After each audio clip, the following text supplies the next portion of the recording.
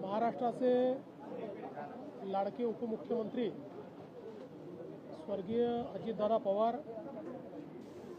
यांची उद्या जयंती आहे। त्याच पार्श्वभूमीवर एक अतिशय सुंदर अशा प्रकारचं चित्र प्रदर्शन आज मविमच्या हॉलमध्ये त्याचं उद्घाटन आम्ही केलं। अतिशय सुंदर अशा प्रकारची चित्र दादांचं संपूर्ण जीवन दर्शवणारी, त्यांच्या लहानपणातली, परिवारातली, लग्नातली आणि त्यांच्या राजकीय सामाजिक कारकिर्दीतली विविध क्षण जी आहेत ती अतिशय चांगल्या पद्धतीनं या प्रदर्शनाच्या माध्यमातून आपल्याला पाहायला मिळतात।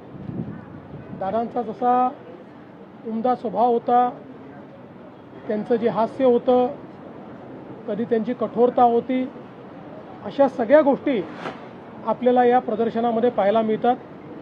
एकूणच हे प्रदर्शन पाहिल्यानंतर निश्चितपणे दादांचं व्यक्तिमत्व तर आपल्याला पाहायला मिळतंच, पण त्यासोबत अनेक आठवणी देखील या प्रदर्शनामुळे ताज्या होतात। त्यामुळे मी खरोखर या ठिकाणी अभिनंदन करेन ज्यांनी ही सगळी चित्र एकत्रित करून आणि इतकं सुंदर प्रदर्शन या ठिकाणी तयार केलं।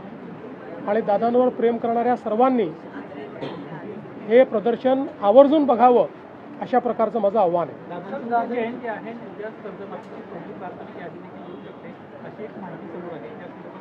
प्रयत्न आहे की उद्या पहिली यादी जी आहे ती जाहीर व्हावी। आमचे सहकार मंत्री बाबासाहेब पाटील यांनी या संदर्भात प्रयत्न केलेला आहे आणि शक्यतोवर उद्या दादांच्या जयंतीचं औचित्य साधून ही यादी यावी हा प्रयत्न आम्ही करू। सातत्यानं ठिकठिकाणी राज्यात आंदोलनं होऊ लागलेले आहेत, कायदा सुव्यवस्थेचा प्रश्न निर्माण होऊ शकतो, काय अधिकची माहिती प्राप्त झाली का तुम्हाला या आंदोलनाच्या बाबतीत? बघा, असं आहे की लोकशाहीमध्ये आंदोलन करण्याचा अधिकार सर्वांना आहे। केवळ लोकशाहीमध्ये आंदोलन करतानाही संविधानाने दिलेले हक्क आणि त्यासोबत संविधानाने टाकलेली जबाबदारी या दोन्ही गोष्टी लक्षात घेतल्या पाहिजे। कोणीही परवानगी घेऊन आंदोलन करत असेल, शांतिपूर्ण आंदोलन करत असेल तर अशा आंदोलनाला परवानगी पण दिली जाईल आणि अशी आंदोलनं करण्याचा सगळ्यांना अधिकार आहे। जाणीवपूर्वक राजकीय अशांतता तयार करण्याकरता बिना परवानगी आंदोलनं करणे, हिंसा करणे हे मात्र कुठल्याही परिस्थितीमध्ये योग्य नाही। त्याच्यावर आवश्यक ती कारवाई केली जाईल।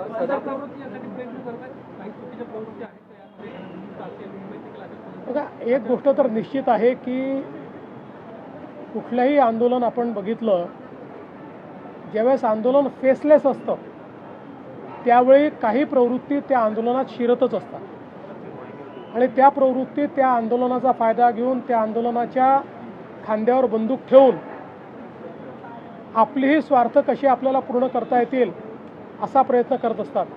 आता दिल्लीमध्ये जे आंदोलन झालं, अनेक राजकीय पक्ष त्यामध्ये आपली पोळी कशी भाजता येईल हा प्रयत्न करतायत।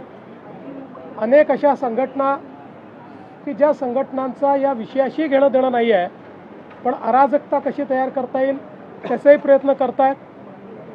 ज्यावेळी फेसलेस आंदोलन असतं त्यावेळी आपण दिल्लीमध्ये देखील बघितलं की कशा प्रकारे नेतृत्वहीन अशा प्रकारचं एक त्या ठिकाणी व्यवस्था आपल्याला पाहायला मिळाली।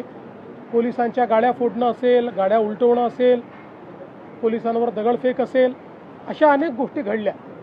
त्या एक गोष्ट मी आपल्याला सांगतो की कुठल्याही सरकारला आपल्या नागरिकांवर लाठीचार्ज करणं हे कधीच आवडत नाही, पण काल आपण बघितलं असेल ज्या प्रकारची अवस्था त्या ठिकाणी होती, जर पोलिसांनी कंट्रोल घेतला नसता तर अनेक अनावश्यक अशा गोष्टी त्या ठिकाणी घडल्या असत्या। पोलिसांनी मोठा संयम देखील दाखवलेला आहे आणि अर्थातच अशा प्रकारचं आंदोलन हे त्या ठिकाणी योग्य पद्धतीने व्हावं यापुरतं जेवढं त्याच्यावर कारवाई केली पाहिजे तेवढी कारवाई ही पोलिसांनी केली आहे। मला असं वाटतं की याच्या खोलात जर आपण गेलं तर मी काही सगळ्या आंदोलकांवर त्या ठिकाणी कुठलाही आरोप करू इच्छित नाही. काही लोक चांगल्या भावनेने देखील करत असतील, पण हे निश्चित आहे की त्याच्यात असे लोकही घुसलेले आहेत की ज्यांना आपला स्वार्थ साधायचा आहे, ज्यांना या नीटशी काही घेणं देणं नाही आहे, ज्यांना केवळ अराजकता तयार करायची. यांचे वक्तव्य आलंय, त्यांनी म्हटलंय की जंतर मंतरवर आंदोलन करणारे हे अतिरेकी आहेत. सदाभाऊ काय बोलले हे मला माहिती नाही. माझं मत असं आहे की मी पुन्हा सांगतो, आंदोलन करणारे काही लोक हे चांगल्या भावनेने करणारे असू शकतात, मला त्यांच्याबद्दल म्हणायचं नाही. पण हेही तेवढंच खरं आहे की त्याच्यामध्ये काही लोक आपला अजेंडा घेऊन शिरलेले आहेत, हे मात्र स्पष्ट दिसत आहे. त्यातल्या अनेक लोकांना नीट काय हे देखील माहिती नाही, परीक्षा कधी झाली हे देखील माहिती नाही. ते आपापला अजेंडा त्या ठिकाणी सांगून राहिलेले आहेत. याचा अर्थ काय? याचा अर्थ असा आहे की सगळे काही एका दिशेने चालणारे, एका विचाराकरता तिथे आलेले नाही आहेत. हौशे नवशे गौशे देखील आपापला अजेंडा पूर्ण करण्याचा प्रयत्न करत आहेत. आणि काही राजकीय पक्ष ज्यांना त्या त्या राज्यांमध्ये रिजेक्ट केलेलं आहे, असे पक्ष यातून आपल्याला पुन्हा काहीतरी मिळवता येईल का असाही प्रयत्न करत आहेत.